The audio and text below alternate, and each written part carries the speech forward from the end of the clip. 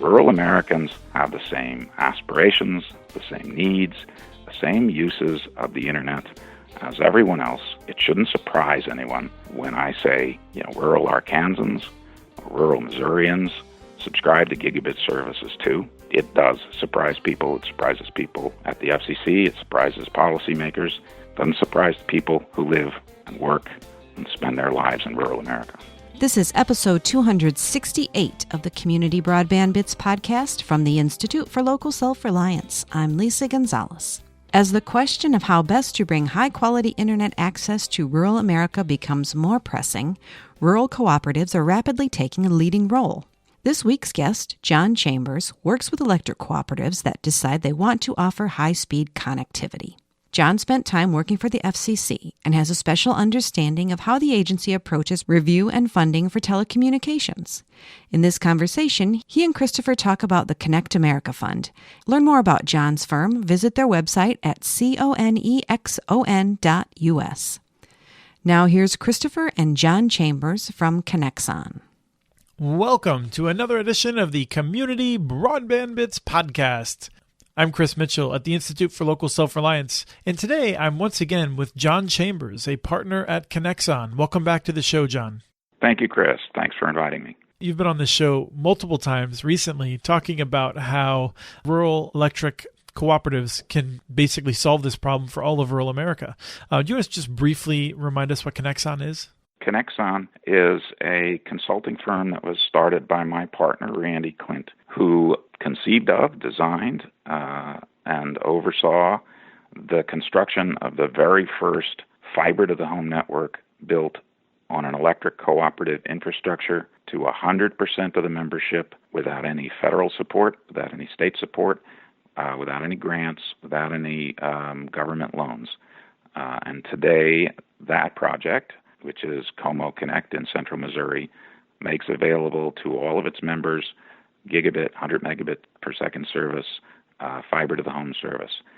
Randy took that design and he has applied it to other cooperatives, and he and I work together exclusively with electric cooperatives, replicating the Como success anywhere there's a cooperative that's interested in serving its members with broadband internet service.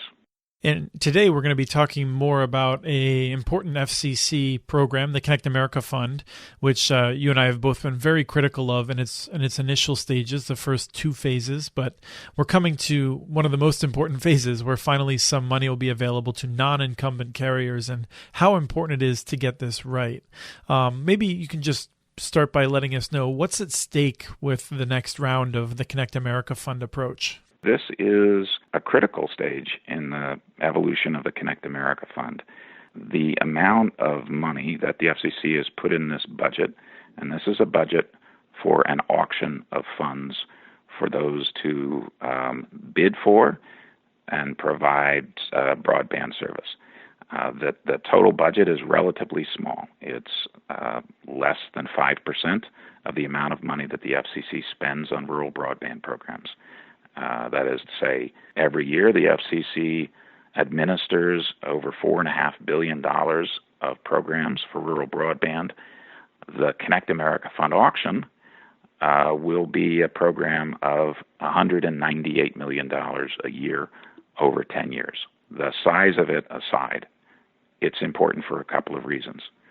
One is the FCC has set out bidding tiers, service levels, that far exceed the levels that the FCC has required of the telephone companies in the other Connect America Fund programs.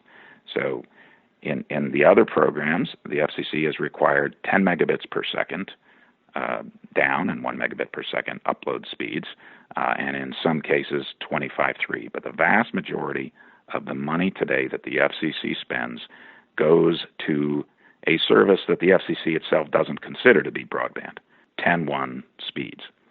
In this auction, the FCC has set up a structure where a bidder can bid to deliver gigabit service or 100 megabit per second service or 25 or 10. So the importance of that, to my way of thinking, is to the extent the FCC sees that there are bidders for gigabit service, that can bid on that service that's within the same budget that it provided, in fact, far less of a budget than it provided to the telephone companies, well, I would hope that that proves something to the policymakers. The second important point about an auction is that the auction will be open to all types of companies using all types of technologies. There too, this is an evolution in the FCC's approach. Even though the 1996 Telecom Act permitted multiple providers of service in rural areas able to receive universal service support, still today, nearly all of the funding goes to the same incumbent telephone companies that have been receiving funding for decades. Again, even though it's less than 5% of the total budget, there's an opportunity for those who are not incumbents, who are not incumbent telephone companies, to bid for, to deliver service, and if nothing else, to make a point that there are other types of companies, for me, especially the companies that we work with, rural electric cooperatives, that can demonstrate to the FCC, demonstrate to the public, demonstrate that they're capable of building, operating, maintaining fiber networks and delivering broadband service and voice services to their subscribers. And these rules are not yet finalized. They'll be finalized in the coming months, and then the auction will be next year, in theory. That's right. There is currently a public notice that the FCC issued earlier this month. The public notice seeks comment on the final rules the FCC will adopt for the auction. The comment cycle is ongoing. Comments are due in September, reply comments in October, and all of us expect the FCC will adopt final rules for the auction before the end of the year, which tees up the auction to occur in 2018. And one of the things that we're really focused on is making sure this auction goes well, that those who bid and win do a good job, because that will influence how future funds are spent by the FCC. Yes, and I think that's the critical point, and why I'm so pleased that you invited me to talk with you today. Success in this auction could well influence future funding by the FCC, future decisions by the FCC about how best to spend the public's money, the levels of service that carriers are capable of providing in rural areas. We know from our experience where co-ops are providing gigabit and 100 megabit per second symmetrical services, we know what rural Americans adopt when those services are made available to them. In markets where we have clients offering service, we find upwards of 40% of rural Americans subscribe to gigabit service. I know that the FCC, the leadership of the FCC, has made comments in the past about how rural Americans don't need those kinds of services, but I would hope that one of the things this auction could demonstrate is that there are companies capable of providing that service, demonstrate that rural Americans will subscribe to those services, and perhaps, if all goes really well, the FCC will recognize that they ought to follow more of what consumers want than their own notions of what's sufficient for some Americans as compared to what other Americans subscribe to. Rural Americans have the same aspirations, the same needs, the same uses of the internet as everyone else, and it shouldn't surprise anyone when I say, rural Arkansans or rural Missourians subscribe to gigabit services too. It does surprise people. It surprises people at the FCC. It surprises policymakers. I'll tell you who it doesn't surprise. It doesn't surprise the people who live and work and spend their lives in rural America. We want to make sure that these rules are set to prevent fraud, basically, whether it's intentional or perhaps one might say unintentional, in the sense that making sure that the FCC has crystal clear rules to make sure those who bid have the ability to actually deliver what they're promising rather than speculating. And I think some will view this, they'll be frustrated and angry even at some of the things we're going to talk about in terms of the rules we'd like to see. But I want to make sure people understand where you're coming from. This isn't hypothetical for you you've seen this already happen in the rural broadband experiments. You are very familiar with the history of fraud in these FCC programs. And so I'm hoping you can just tell us a little bit about the experience from the rural broadband experiments and how, I think a program that you helped to design, you might be frustrated with some of the people who won some bids and did not deliver. I did work at the FCC for a time, and I was hired in 2012 and asked by the chairman of the FCC to begin working on the reform of some of the FCC's spending programs, in particular programs that had been beset with fraud. The FCC administers important programs that meet the needs of Americans who would otherwise not have access to telecommunications services. But unfortunately, each of the FCC's programs to help people who are deaf, programs to help schools and libraries, programs to help low-income Americans, programs to help people in rural and high-cost areas, each of those programs has had fraud, hundreds of millions of dollars of fraud. My experience and my review of the programs when I was at the FCC was that part of what leads to the fraud are the imprecision of the FCC's rules and the willingness of some program participants to take advantage of imprecise rules.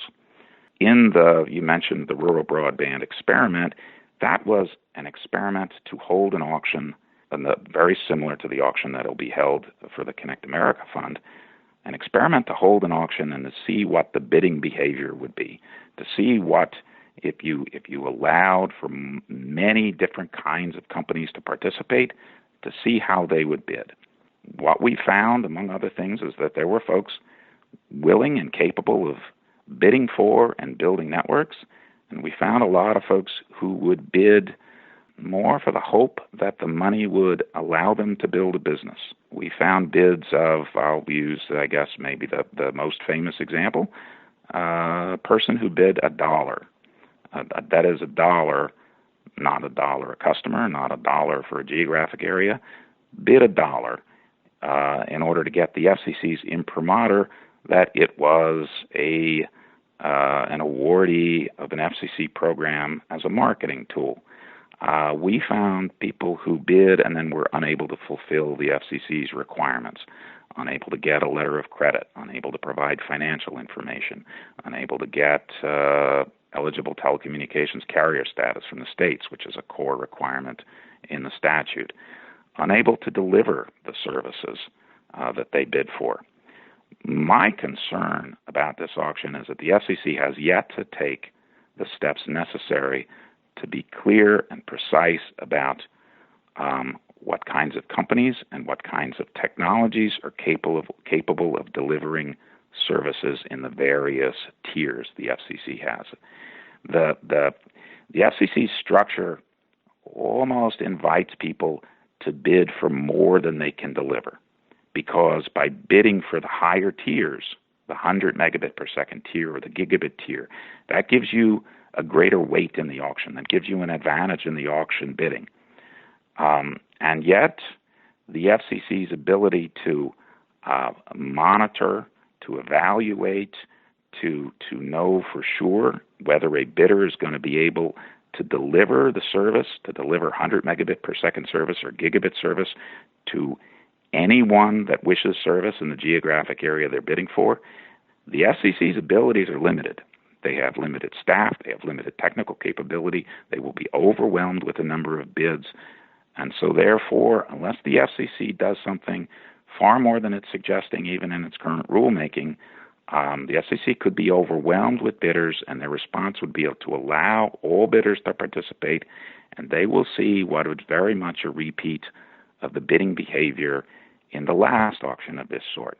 That is, people who bid and then aren't capable of fulfilling their bid. And that's worrisome to me and others who work in rural areas trying to get broadband networks built. Because as I described before, this is the promise. In some areas, subsidies are needed. In most of the areas we work, you can build a network without any federal support. But when you get down to areas which have 2 or 3 homes per mile, it is necessary to get some kind of support just because the revenue is not there to build, operate, maintain a network. Those of us who live and work in rural America, all have a stake in this auction getting done right. The FCC, it needs to adopt clear guidance that certain technologies are only capable of certain services, that certain technologies can't bid for more than they're capable of delivering. And I know that the FCC desires to be technologically neutral in its approach. But technological neutrality and that of technological savvy are two different things. There are just certain things that can't be delivered by certain technologies. And the FCC ought to be clear that if you have a particular capability, a particular approach, you could bid in one tier. If you have other capabilities, you might be able to bid in another tier.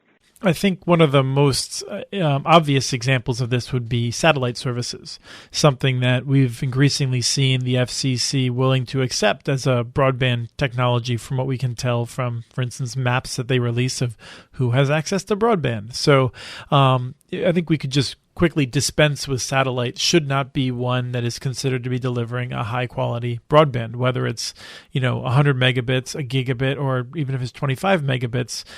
You've noted that there's a technical test that should be a part of this that would disqualify satellite. Well, satellite and any provider of service has to be able to deliver voice service. That's fundamental to Section 254 of the Communications Act. That is, this is support for telecommunications services, voice services. Broadband is included, but it's not separate. That is, the FCC can only provide support to those who are capable of providing high-quality voice service. Now, the FCC has adopted a test, at least suggested a test in its rules. If the voice service that you provide, the broadband service you provide, has high latency, greater than 100 milliseconds, then the voice service has to be able to be tested and scored under an old and well-known type of test called a mean opinion score, which tests voice quality. For one, I am skeptical that satellite voice, which has latency of 3/4 of a second or a second and a half in a double hop voice call, that if you properly conduct a MOS test, that you find the scores that the FCC says are necessary in order to receive support. I mean, I would withhold judgment until I saw the tests, how the tests were conducted, what the actual scores were. I think any tests of that sort ought to be open for public inspection. It isn't currently all the FCC is suggesting that any bidder certify that they have conducted such a test and gotten certain scores. I think for something like voice, which I have young kids, they hate to talk on the phone. They may think texting and Snapchat and everything else is more important than voice. But the Communications Act still holds voice at a premium, especially for support in rural areas. You got to be able to deliver voice. And I think that's true for satellite. It's important to remember that for a lot of people who may have cell phone reception in their yards, they may not have it in their house. And this is still a public safety issue, especially in rural areas. So I think it's good to remember. But I'd like to move on to what I think is one of the most important pieces, which is the carrier of last resort. Remembering that this is not the Rural Broadband Experiments program. This is a program that is designed to make sure no one is left out. And one of the things that you're really pushing for is for the FCC to certify technologies that would make sure that everyone can receive it, regardless of whether you're on the wrong side of a hill. What's the issue there? This program really is about being the carrier of last resort. While the Communications Act does permit multiple providers in rural areas to receive subsidies, somebody has to be responsible in case there's no one else to provide service. That's the structure of the Communications Act, and that's what this funding is really meant to ensure. there are only a couple of types of companies that have been traditional providers of that sort, universal service providers, those that would be willing and able to provide service to every single person in a geographic area, no matter how far out that last home is, whether it's another mile down the road or a couple of miles down the road. It's been the telephone companies, and it's been electric companies, electric co-ops for the most part. It is not today, at least I'm unaware, of any rural area in the country where a fixed wireless provider, a spectrum-based provider, is the only provider of service, is that carrier of last resort, has been designated as a carrier of last resort by a state commission, and has that responsibility. It's possible to build networks so that last 100 feet, 100 yards is a wireless link. It's often a more expensive network to build than the kind of network that is often built by fixed wireless providers, where they might put radio equipment on a water tower or on poles or on buildings in order to provide their service. You've got to be able to get everywhere. You've got to be able to get everywhere, regardless of terrain, regardless of foliage, regardless of weather, regardless of anything. The issue I would suggest to the FCC and those who would bid planning to use wireless technology is you could look at just about any fixed wireless provider's website, look at their terms and conditions, and they all have exceptions. They all will say that you cannot count on being able to get service. Now that's perfectly fine if you're just a provider of service. There's nothing wrong with that. The WISPs and the others have been a valuable provider of internet service over the years, but carrier of last resort has other responsibilities, and those responsibilities often imply that there's additional cost to it, and it's additional cost not just to provide some level of service, but whatever level of service that you're bidding for in the auction. Again, I look at what companies submit to the FCC in their semi-annual reports, the 477 form reports, as to their level of service. We examine markets. We look at competitive markets for everywhere that we're going to do business, everywhere that co-ops are going to do business. There's a lot of disconnect between what people say they can provide and what actually gets provided. Most wireless services that are provided in rural areas are at the 1.5 megabit per second, 3 or 5 or maybe 10 megabits per second. And if that's what people are bidding for, I think that's perfectly fine as long as they can get everywhere. To the extent folks start bidding at that 25 megabit, 100 megabit, gigabit service tier, I think they're going to have to demonstrate they have the spectrum sufficient to deliver those services. They have plans in place that they can get to every single customer. I think that ought to be examined by the FCC, because you don't see any market in the country today where the dominant provider anywhere in the country is a fixed wireless provider or a satellite provider. The country is still served by wireline networks. Mobile networks are served by wireline networks. Building fiber deep into networks is the goal of improving internet service, the goal of improving broadband generally, improving mobile services, getting to 5G, getting to all of the promises of the internet. You have to build fiber, and you have to build fiber deep into networks, close to people's homes, or in what we do, all the way to the home. And anybody that thinks there's a shortcut to it because they can use spectrum at long distances or they can use satellites hasn't yet demonstrated, as far as I know, that they can get everywhere in geographic areas in rural America and deliver those services to every home in rural America, just like telephone co-ops do, just like electric co-ops do, just like the traditional carrier of last resort operators have done for decades.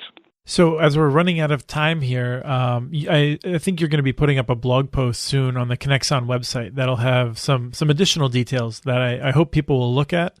And I also just want to remind people that if you enjoyed listening to this, you should really make sure you're commenting on this proceeding. This is what's going to make a difference. I mean, many of us have commented on the net neutrality rules, where we're one of 20 million people contributing. This is something where individual comments will make a big difference, because you're not going to see a ton of comments on it. So please take some time to listen to this interview, read the transcript, and make some informed comments. I do think there is a resolution to the difficulties the FCC faces, which is to change these programs from a command and control. We give money to a monopolist. We ensure that they're a monopolist over a period of time, a decade or longer, to change that to a consumer-led program where the consumers decide what service they want, and whoever is capable of providing the service the consumers want, that's the one that gets the subsidy in areas the FCC has deemed necessary. You could run that through the auction. Don't limit whoever can get funding in a rural area to a single winner in the auction. You could give the winner a period of time to start building out their network.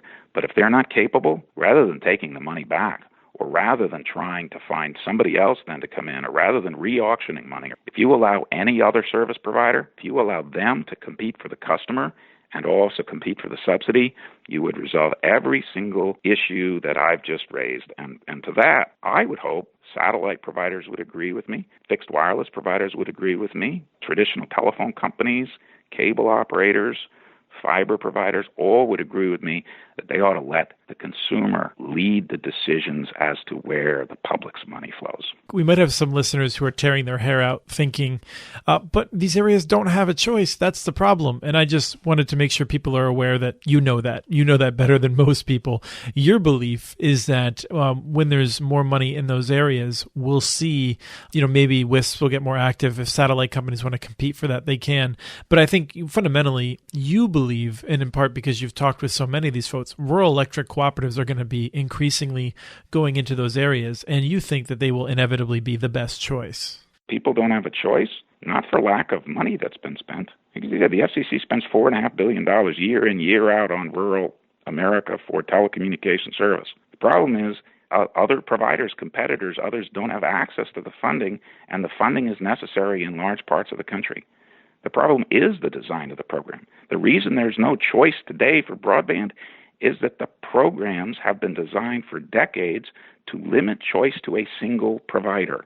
And if the single provider, not facing competition, has decided to limit the availability, the speeds, there is no choice. It's the design of the program that has led to lack of choice, not the other way around. It's not that, there's no choice. How could I think that there would be choice? People are building today. Communities are building fixed wireless, satellite. Guys that I work for, electric cooperatives, are all building, all without access to funding. If you allowed not the funding to go to a single company to make sure that an area was a monopoly, but to make sure that what the consumers chose was how the funding was delivered, then you would unleash the funding to the areas where it was needed. It's an entirely different approach, and it isn't one that the FCC is going to adopt, because the FCC traditionally follows a certain path. This is a different path entirely. I think there's a lot of good points there. Like many listeners, I have no doubt. I'm frustrated to cut it off here, but I have to, in part because I have to run and also because we're trying to keep the podcast to a more reasonable length. But John, I have no doubt we'll have you back on, and we really appreciate all the time and work that you have shared with us. Thank you, Chris. That was John Chambers from Connexon and Christopher discussing rural connectivity and the Connect America Fund. We have transcripts for this and other Community Broadband Bits podcasts available at muninetworks.org/broadbandbits. Email us at podcast@muninetworks.org with your ideas for the show. Follow Chris on Twitter. His handle is @CommunityNets. Subscribe to this podcast and the Building Local Power and Local Energy Rules podcasts. You can access them on Apple Podcasts, Stitcher, or wherever else you get your podcasts. Thank you to Arnie Huseby for the song Warm Duck Shuffle, licensed through Creative Commons. And thanks for listening to episode 268 of the Community Broadband Bits podcast.